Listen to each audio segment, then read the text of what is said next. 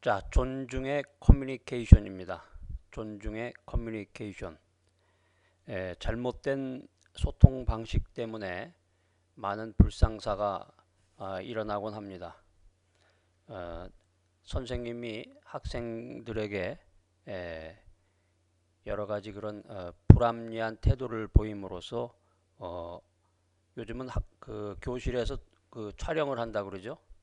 촬영을 해서 SNS 상에 그 내용을 공개함으로써 선생님이 망신을 당하고 더 나아가서는 학교로부터 퇴출이 되는 경우도 있고, 또 운전을 하시던 분들이 도로상에서 멱살을 잡고 간단히 헤어지면 상관이 없는데, 요즘 같으면은 보복 운전이라는 게 생겨서 아주 심각합니다. 뉴스나 이런 TV 화면에 보면은 그 보복 운전에 대한 것이 아주 심각한데, 잘못된 소통이죠.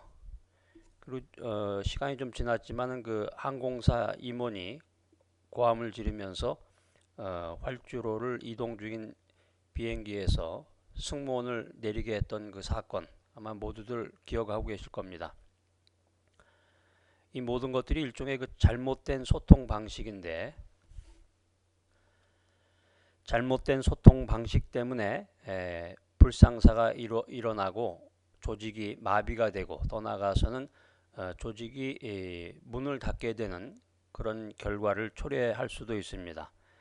그러니까 이 사회의 분노 조절 장치가 고장난 가운데서 우리들이 지금 이 시대를 살고 있습니다. 그래서 이제 리더가 된다라고 하는 것은 영향력이죠. 리더가 된다고 하는 것은 굉장한 영향력을 미치게 되는데, 리더 한 사람이 이 잘못된 소통 방식을 함으로 인해서 자기가 소속이 되어 있는 그 팀뿐만이 아니라 회사, 더 나아가서는 그 지역 사회, 국가에 이르기까지 그 파장이 굉장하다라고 하는 것입니다. 그러니까 리더가 이 사회나 조직 구성원들 간의 이 커뮤니케이션 과정에서 마찰을 일으킬 경우에 리더 자신의 그 명성과 경력에 상처를 입게 됩니다. 또 더 나아가서는 이 조직을 회복불능 상태로 빠뜨릴 수가 있습니다. 우리가 이제 반성을 좀 해보면은 우리 리더들은 이 효율 중심의 커뮤니케이션은 비교적 우수한 점수를 받는데, 공감과 조화를 이루는 커뮤니케이션에 있어서는 낙제점이다라고 하는 것입니다. 자, 이 말씀을 들으시고 이거 내 이야기를 하는 게 아닌가 하고서 귀를 쫑긋하고서 들으시는 분이 계십니다. 자, 주의 깊게 한번 들어보세요. 이제 설문조사 결과를 통해서 여러분과 함께 이 존중의 커뮤니케이션에 대해서 한번 생각해 보고자 하는데요. 이 설문조사를 해보니까 이 조직 구성원들이 가장 듣고 싶어하는 말이 내가 도와줄게 라는 말이라고 그래요. 여기 지금 화면에 보면 나와 있네요. 화면에 보면 1번에 내가 도와줄게. 이제 여러분 그 미생이라는 그 드라마 아마 기억하실 거예요. 여러분들 혹시 그 미생이라는 드라마를 아직까지 보시지 못하신 분, 처음 들어보신 분이 계시면은 그게 만화로도 나왔죠. 아마 웹툰으로 시작이 돼서 그게 드라마까지 제작이 됐는데, 그 자료를 한번 여러분들이 입수하셔서 꼭 한번 보시기 바랍니다. 이 직장 생활, 특별히 팀장 리더십, 또 우리가 이제 커뮤니케이션 부분을 우리가 다루고 있는데, 이 부분에서 굉장히 그 필수적으로 요구되는 그런 사항들이 굉장히 많이 등장을 합니다.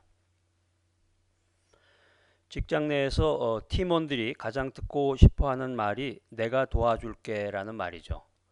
그러니까 사실 이게 직장 생활, 사회 생활이라는 것은 쉽지 않습니다. 아무도 나를 도와주지 않고, 심지어는 내가 하는 일에 대해서 비아냥거리고 조소를 보내는 경우가 많죠.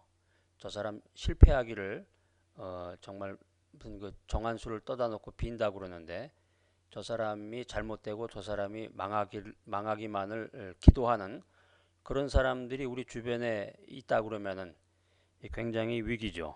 내가 도와줄게. 이거 한번 이제 오늘부터 여러분들 사용해 보시기 바랍니다. 여러분 팀 내에서, 여러분 조직 내에서, 여러분 회사 내에서, 여러분이 소속이 되어 있는 그곳에서 이 말씀을 꼭 사용하시기 바랍니다. 내가 도와줄게. 그 다음에 이제 두 번째는 일찍 퇴근합시다. 그래서 우리가 이제 한때는 저녁이 있는 삶, 뭐 이런 캐치프레이즈를 통해서 그 여러 가지 정치적인 구호를 내세웠던 것이 기억이 나는데요.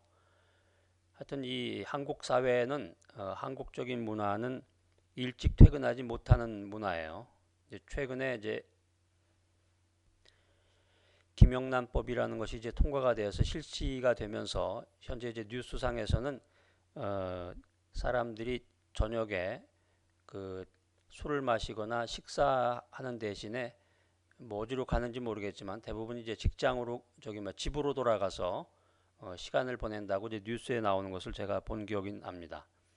하여튼 일찍 퇴근해야 되는데 그게 한국만의 뭐 한국만 그런 건 아니겠지만 하여튼 한국 특유의 독특한 그런 문화라는 걸 여러분이 아셔야 돼요. 여기 이제 미국만 해도 저녁에 대략 한 7시 이상, 7시에서 8시가 넘으면 도로가 싹 비어집니다. 그러니까 보통 이제 퇴근을 5시에 하는데 4시부터 이제 차가 밀리기 시작하는데 4시부터 차가 아주 약속하듯이 4시가 땡 하고 시계가 4시를 가리키면은 차들이 도로에 나오기 시작합니다. 그래서 5시 지나서 6시, 7시까지는 아주 피크를 이루어서 도로가 차들로 꽉 차 있다. 8시가 넘고 9시가 넘으면 도로가 텅텅 비게 돼요. 한 11시 넘으면은 진짜 도로에 차가 거의 안 다닐 정도로 아주 신기합니다. 그래서 이 일반 도로도 한 10시 넘으면은 거의 그 고속도로 수준으로 한국의 고속도로 수준으로 속도를 내면서 달리시는 분들도 계시는데 하여튼 뭐 일찍 퇴근 안 되는 거죠. 미국 사람들은. 그래서 한국 사람들도 그 술 문화를 좀 버리고 일찍 퇴근해서 저녁이 있는 삶. 그러니까 인생이라고 하는 것이 뭔가 자기 개발, 자기 발전을 위해서 귀한 인생을 살아야 되는데 직장 생활이 그만큼 고달프다는 얘기죠. 하여튼 제일 좋아하는 말이 내가 도와줄게. 그 말에 이어서 일찍 퇴근합시다. 그 말에 버금가는 말은 또 뭐냐면은 오늘 수고 많았습니다. 이제 칭찬하는 거죠. 칭찬과 격려의 메시지인데 오늘 수고 많았습니다. 서로 헤어지면서 또 이제 일을 마치게 됐을 때 그 한마디 서로 주고받는 그런 말이 있었는데 한국 사람들은 이상하게 그 유교적인 관습에 의해서 그런지 몰라도 그런 말이 별로 없어요. 그냥 뭐 잘했어도 아무 말 하지 않으면 잘하는 거다. 이런 식으로 돼버린다 그러면 이거 좀 분위기가 살벌하겠죠. 오늘 수고 많으셨습니다. 손가락을 이렇게 엄지를 치켜 세우면서 참 좋았어요. 오늘 좋았습니다. 이렇게 서로가 격려해주고 위로해줄 수 있다 그러면은 그 팀원들과 같이 하는 시간, 또 직장에서 함께 나눌 수 있는 시간이 참 행복하고 즐거운 사회생활이 될 수 있을 텐데요. 자, 오늘 수고 많았어요. 그 다음에는 이제 감사합니다입니다. 감사합니다. 우리가 이제 감사합니다, 고맙습니다. 뭐 이런 말에 좀 약한 것 같아요. 무슨 일이 있으면은 그 표현을 해야 되는데 말로 표현을 하지 않는 그런 사람들이 많아요. 특별히 그 SNS 상에서 보면은 아주 가관입니다. 사람들 그 태도가 아주 가관이에요.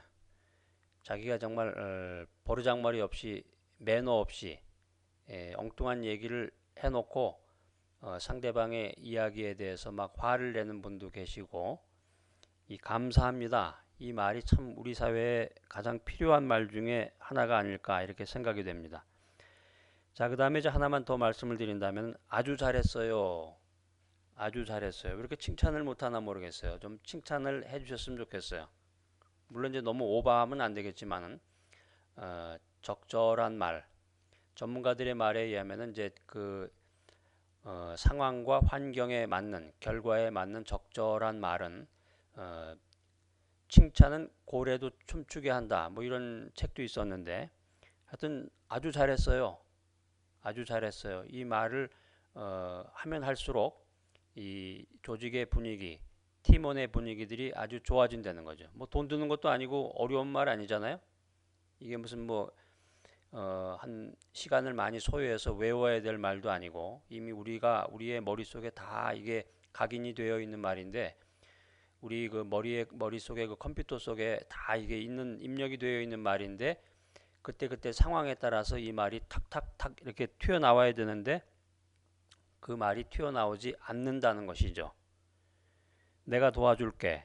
일찍 퇴근합시다. 오늘 수고 많았어요. 감사합니다. 아주 잘했어요.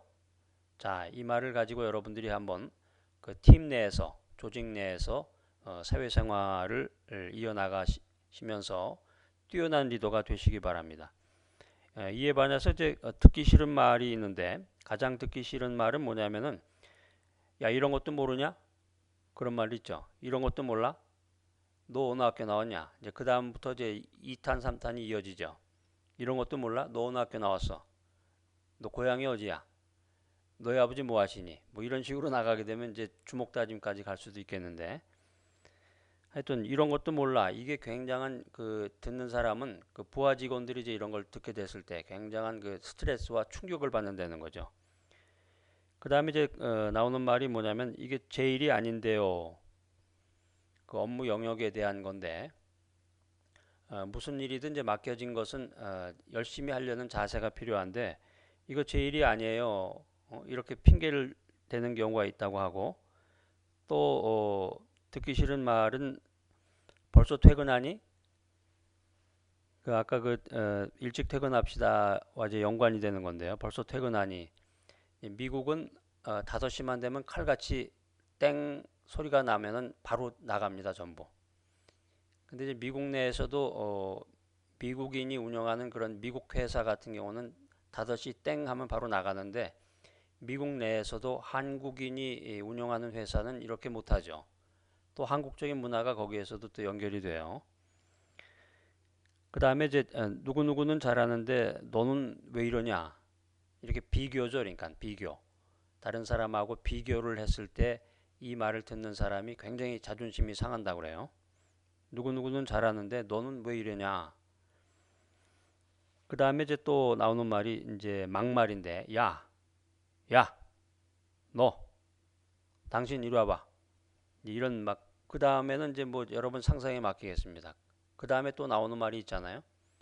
하여튼 이런 막말, 이런 이제 상대방을 존중하지 않는 그런 말을 통해서 듣는 사람들이 굉장히 충격을 받고 스트레스를 받는다라고 하는 것입니다.